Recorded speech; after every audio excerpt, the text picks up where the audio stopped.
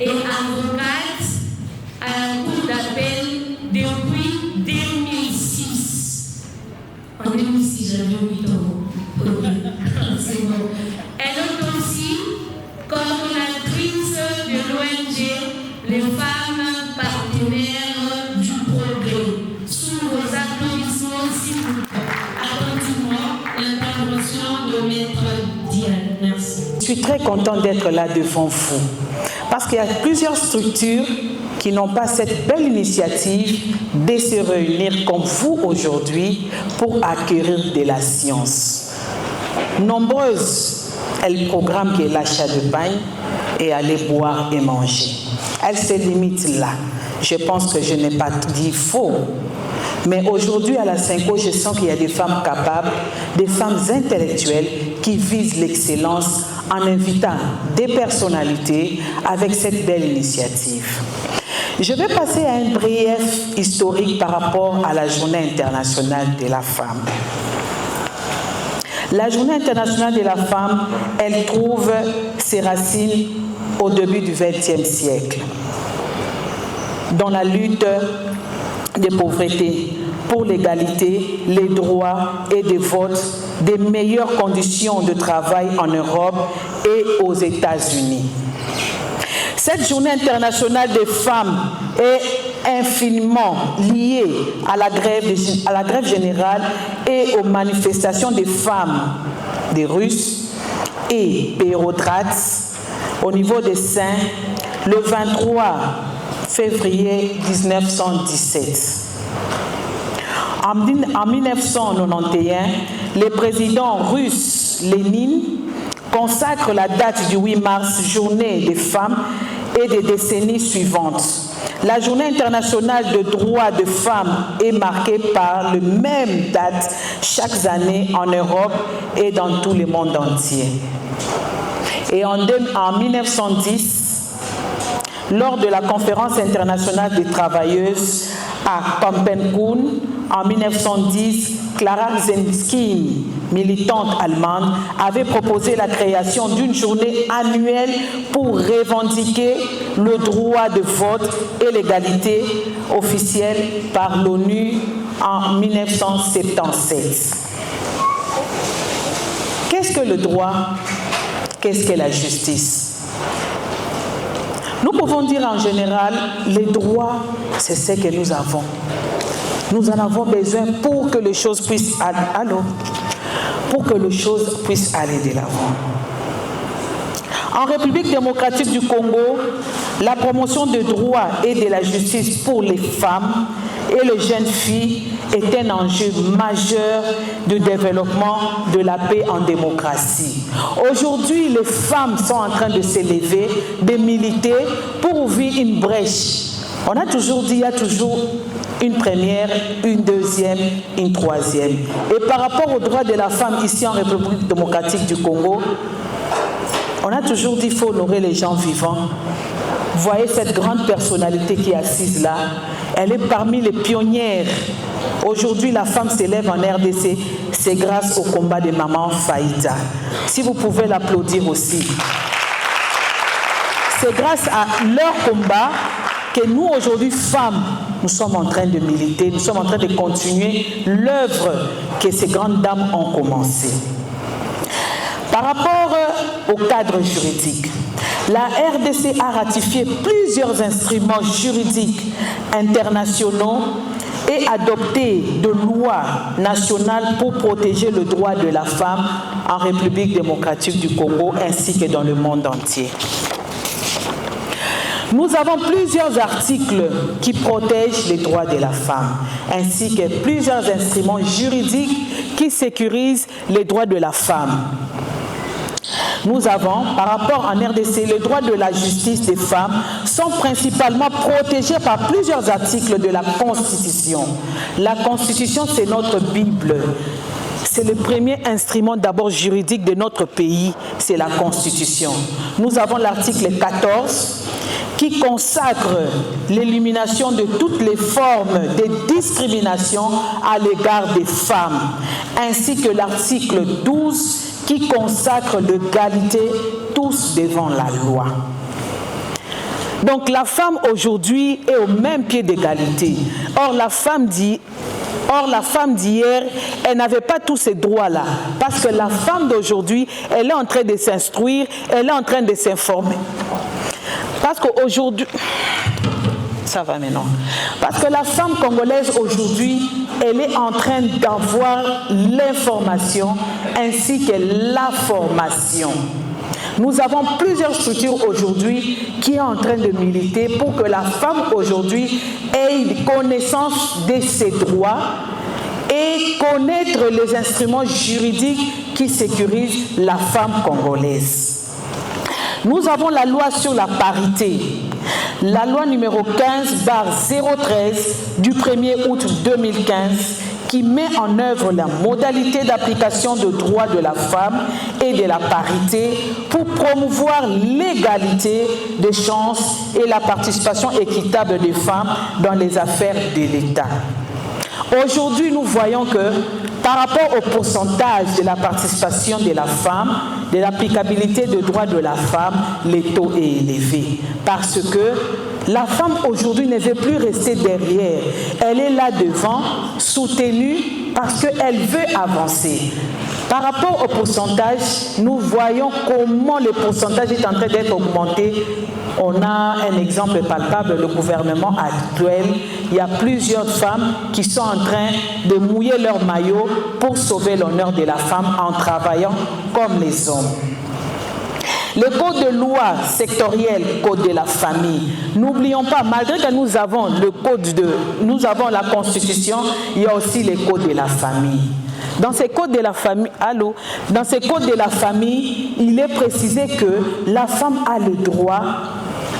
Jadis, la femme demandait l'autorisation de travailler à son mari. Mais aujourd'hui, la femme a le droit, le pouvoir de travailler sans avoir cette autorisation.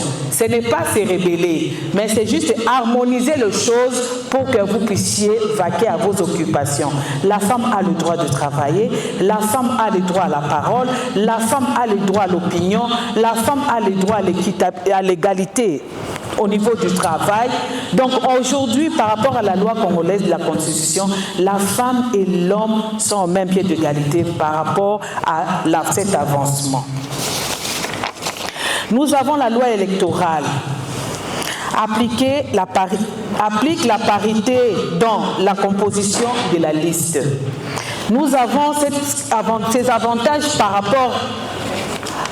Si nous avons des ambitions politiques à pouvoir postuler, aujourd'hui la loi électorale aussi a revu cela pour la proposition de liste, il faut qu'il y ait aussi des femmes dont on dit une liste zébrée pour que cela puisse être accepté au niveau de la Commission électorale nationale indépendante.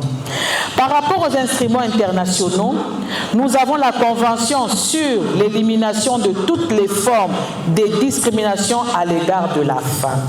Chère maman, chère femme de la Cinco, avant de crier que j'ai un droit, il serait d'abord préférable de maîtriser vos droits, de maîtriser que dit la loi. Aujourd'hui, nous avons nos téléphones, mais combien de femmes ont la Constitution, prennent même par jour, ne fût-ce qu'un article pour lire? Aucune femme. Certaines, oui, il y a toujours des exceptions.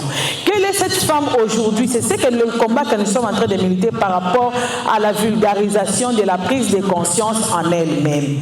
D'abord, en soi-même, il faut se former. On se forme comment? En se cultivant, en prêtant attention aux instruments juridiques qui nous régissent, qui nous protègent. Nous avons la résolution 1325 du Conseil de sécurité des Nations Unies sur les femmes, paix et sécurité. Si je pose la question aujourd'hui, qui de nous a pris quand même le temps de lire cette résolution? Parce que dans cette résolution, si la femme est réellement sécurisée sur tous les points. La Déclaration universelle des droits de l'homme, adoptée le 10 décembre 1948. Il y a plusieurs articles qui protègent la femme. Et les femmes, aujourd'hui, nous devons militer à connaître là où se trouve, comment se font les procédures au niveau de la justice. Parce qu'en tant que femme travailleuse, vous avez le droit à un salaire, au droit au congé, maternité. Donc vous avez tellement plusieurs droits. Mais combien sont ces femmes qui maîtrisent le code du travail, ce qui régit la femme travailleuse? D'abord, de prime abord, on est femme, mais du fait que vous travaillez, vous êtes sécurisé encore dans le code du travail. Nous avons au niveau de loi nationale, la Constitution, la loi sur la parité, les lois criminalisant la violence sexuelle. Chères mamans, chères femmes de la Cinco, qui sont ces femmes? Moi, je ne vois personne. Voilà, ok, avançons. Les femmes dénonçaient les violences faites au lieu du travail. C'est très important. Vous croyez que nous avons de droits. Le droit, c'est la protection. L'État vous sécurise. Mais quelles sont les femmes qui décrient cela, qui dénoncent cela? Nombreux se disent « Ah, n'a perdre Moussala Nangaï ». C'est pourquoi les abus ne font que continuer, parce que vous êtes en train de privilégier le travail. Ne dites pas parce que je vais perdre le travail, je n'en aurai plus. Non, vous en aurez toujours. Quand vous dénoncez, cela va diminuer aussi. Lorsque vous dénoncez, cela va diminuer aussi les taux de violence. Les taux de violence sexuelle augmentent parce que moins de femmes dénoncent cela au milieu du travail. Il y a plusieurs violences parce que vous-même vous acceptez cela. C'est pour la survie. Non, aujourd'hui nous sommes plus à cette étape-là. La femme doit décrier parce que la femme a ses droits. La femme doit parler parce que la femme est sécurisée. La femme doit se lever parce que cette femme-là aujourd'hui, même au niveau de la justice, la femme est bien accueillie. Ce n'est pas la justice pour dire que non, le palais de justice revient qu'aux riches. Non, tel que vous êtes là, dès que vous portez plainte en tant que femme, il y a des cliniques juridiques, il y a des procédures, il y a des magistrats qui sont là. Mais quelle est cette femme qui a le courage d'entrer dans un palais de justice pour porter plainte? Nombreuses ne savent même pas dans quelle juridiction elles sont. S'il y a un problème, quelle est la juridiction où laquelle elle va aller contacter pour obtenir gain de cause, pour obtenir sa sécurité? Nombreuses ne savent pas. Telle cour d'appel, en tant que femme, il faut connaître quelle est la juridiction qui me sécurise. Je suis femme travailleur. Où se trouve l'inspection du travail? Que dit le code du travail en tant que femme de la Cinco? Ne vous limitez pas seulement à TikTok, Facebook, WhatsApp, allô, c'est fini. Le téléphone aujourd'hui par rapport à la femme, c'est une avancée. Ça nous permet d'acquérir les connaissances là où nous sommes, au milieu du travail. N'est-ce pas les mamans? Oui. Mais nombreuses n'ont pas ces temps-là. Je sais qu'en tant que mère, nous sommes des personnes à 1000 bras. La famille, la maison, le travail, le business, nous sommes toutes au total. Mais n'empêche, nous devons nous-mêmes nous cultiver. Avant qu'on vous appelle dans une formation, formez-vous d'abord. Nous avons les principaux défis rencontrés pour la femme. Malgré le cadre juridique, plusieurs obstacles freinent l'accès effectif à la justice pour la femme.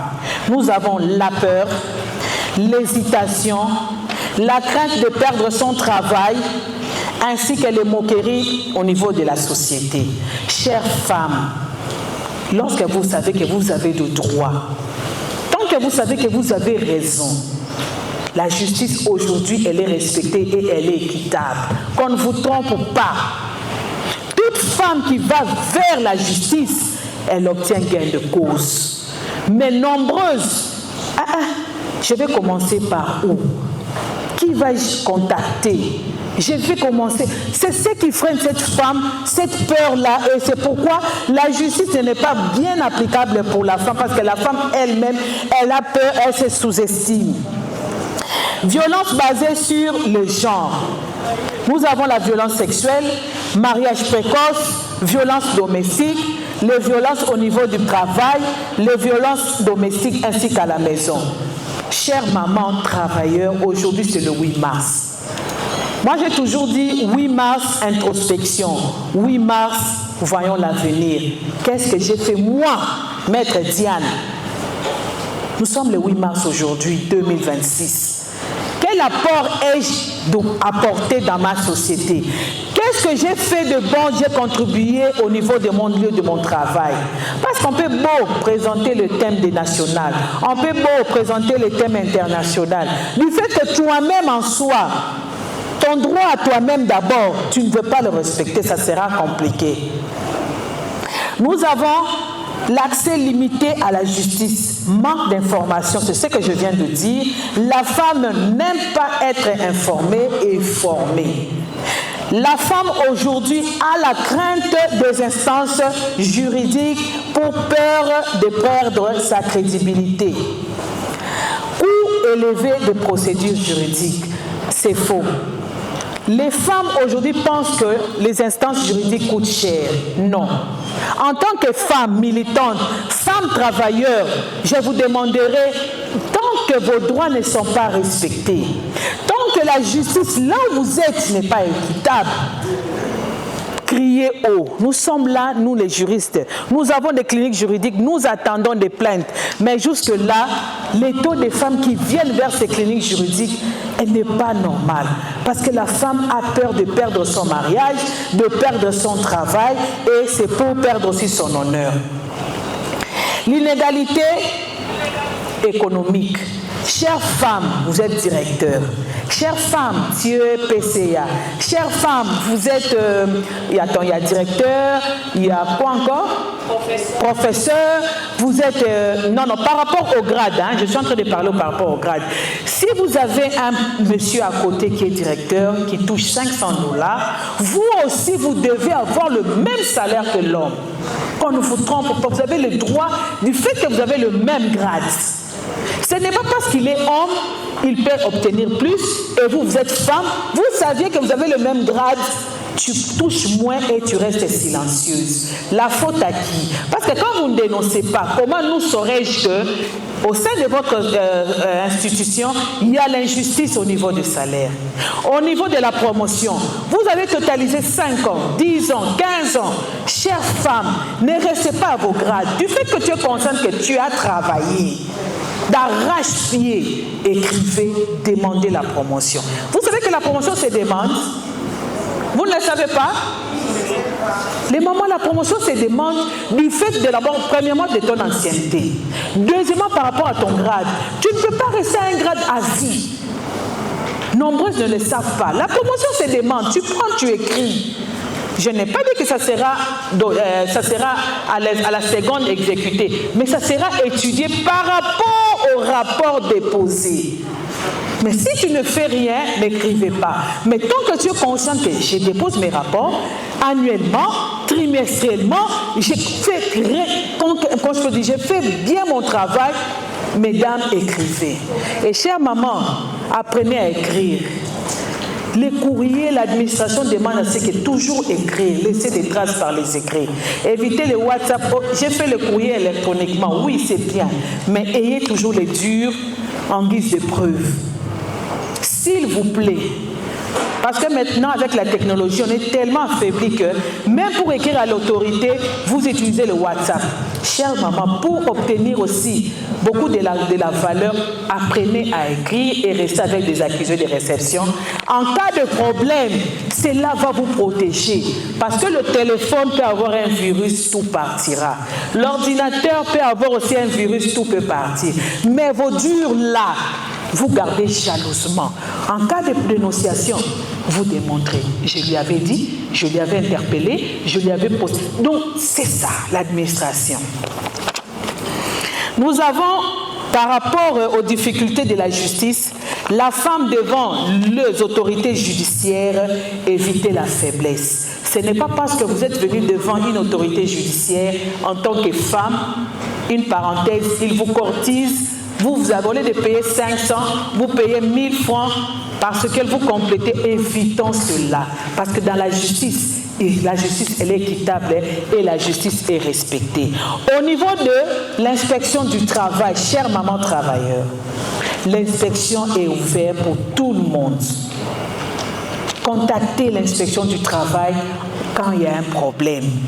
Comme je vous ai dit, allez-y, frappez, écrivez à l'inspecteur, il y a injustice pour ça. Regardez dans notre département, voilà l'injustice que j'ai subie. Qu'est-ce que je... C'est ça. Mais vous ne faites rien, vous ne décriez rien. Nous ne sommes pas des dieux que nous saurons que dans tel département il y a un souci, dans tel département il y a un souci. Hier on disait, derrière un grand homme s'est trouvée une grande femme. Mais aujourd'hui, moi, je dis, la femme, en ce 8 mars, doit dire, à côté d'un grand homme, il y a une grande femme. Vous avez retenu? Non, vous n'avez pas retenu. Qu'est-ce que j'ai dit? Voilà, cela veut dire, aujourd'hui la femme est au même pied d'égalité. La femme doit bénéficier de tous les avantages que l'homme. Nous ne sommes pas venus combattre les hommes, mais nous sommes venus les accompagner. Nous devons maintenant marcher ensemble. C'est pourquoi je vous demanderai, celles qui sont encore hésitantes, celles qui se sous-estiment, celles qui ont encore la peur en elles, d'enlever cela. Estimez-vous femme avec grand F et vous verrez le meilleur devant. Piste de solution. Pour garantir le droit et la justice pour toutes les femmes, renforcer l'éducation juridique et personnelle. Formez-vous les mamans. Les temps que vous avez, ne fût-ce que 5 minutes pendant une journée, prenez votre téléphone. Formez-vous. Vous tapez, je vais apprendre tel, je vais faire ce qu'est-ce. Aujourd'hui, la technologie, vous apprenez seul à la maison. Je vais voir le code de la famille. Qu'est-ce dit le code de la famille par rapport? Qu'est-ce dit? Formez-vous. Parce que si vous attendez qu'on vous forme, le temps passe, les années passent, l'âge avance et vous allez à la retraite, vous n'aurez rien fait. Fidéliser la confiance en soi. Faciliter l'accès à l'aide juridique. Nous avons fait des créations de cliniques juridiques. C'est pour accompagner les femmes qui ont peur d'aller les instances juridiques. Parce que nous sommes là, nous avons ouvert ces cliniques pour conscientiser, pour éduquer, pour orienter ces femmes. Promouvoir l'autonomisation économique. Chère maman, l'autonomisation c'est très capital en droit et en justice. N'attendez pas qu'on fasse pour vous, mais faites-le seul. Lorsqu'on est capable, on s'est dit que moi, tel que je suis la maître Diane, je suis capable d'affronter ces dossiers. Maman Moutako Sakano Azate. Mais tant que tu dis, bon, je verrai d'abord Papa André qu'il m'aide. Et quand même le concerné, tu es éclipsé. Tu laisses Papa André devant. Tu auras gain de cause. Chère maman, c'est quoi le problème? Vous n'êtes pas là?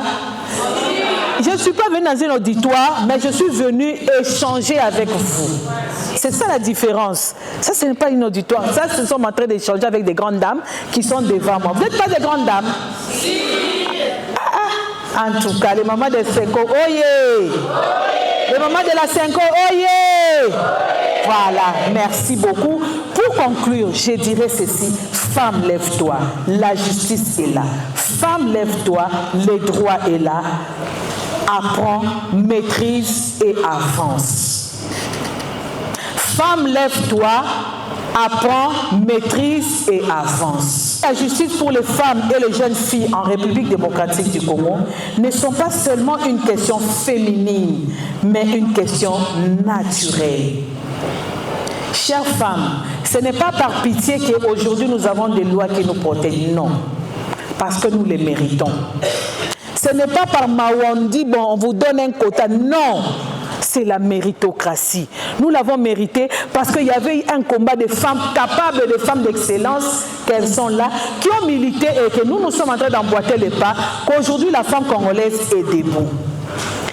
Investir dans la protection des droits des femmes, c'est investir dans la paix, la stabilité et le développement durable d'un pays. Chères femmes, je vais chuter en disant, ne condamnons pas, mais condamnons-nous nous-mêmes. Chaque matin, dès que vous vous réveillez, faites l'introspection. Dites-vous, avant que l'autorité n'agisse, moi à mon niveau, qu'est-ce que je dois faire? avant que la hiérarchie ne vienne, moi en tant que femme de la Senco, qu'est-ce que je dois contribuer?